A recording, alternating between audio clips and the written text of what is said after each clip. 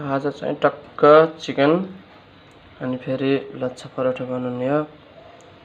यो चाहिँ अदरक लसुन खुर्सानी भयो, प्याज टमाटर कडी पत्ता अनि यो चाहिँ मसला हो। यसमा थोरै थोरै मसला राखिदिएँ अनि नुन राखिदिएँ थोरै। टक्क रेस्टुरेन्ट स्टाइलमा चिकन बनाएर खाने हो आज।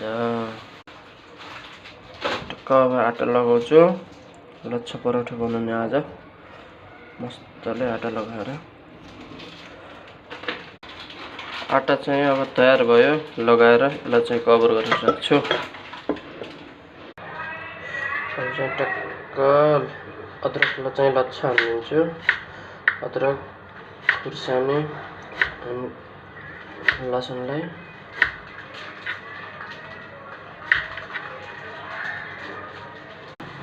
अब चाहिँ टक्क प्याज र टमाटर चाहिँ लच्छा हाल्छु।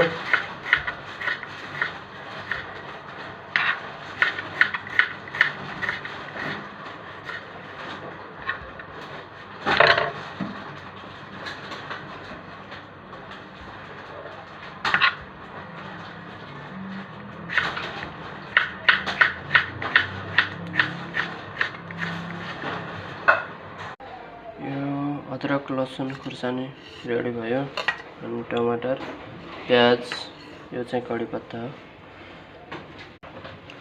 तेल चाहिँ तातिसक्यो, अब थोरै जिरा हालिदिन्छु अनि फेरि थोरै चाहिँ अजवाइन पनि हालिदिन्छु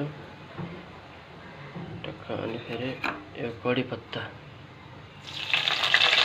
अनि फेरि यो अदरक लसुन खुर्सानी यसलाई चाहिँ राम्ररी चलाइदिनु।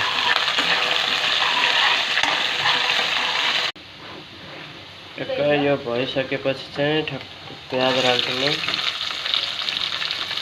प्याज चाहिँ हल्का भुट्नु, थोरै नहीं हल्का।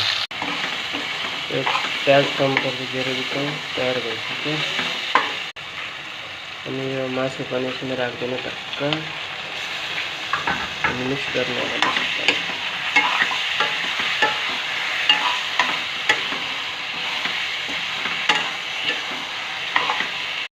ल फाइनली चाहिँ यो मासु रेडी भयो। अब अनि टक्क लच्छा पराठा पनि तयार हुँदैछ मस्तले।